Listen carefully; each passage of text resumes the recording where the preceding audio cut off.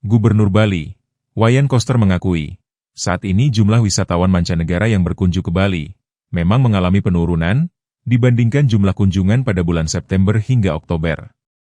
Koster menegaskan bahwa penurunan tersebut tidak berdampak signifikan terhadap kesiapan pengamanan Natal 2025 dan Tahun Baru 2026 di Bali. Bulan September Oktober. Jadi sekarang harganya tuh kira-kira 17 sampai 18 ribu per hari. Sebelumnya itu adalah sekitar 20 ribu.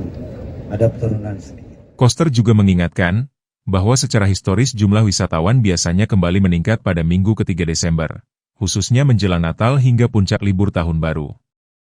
Balipost melaporkan.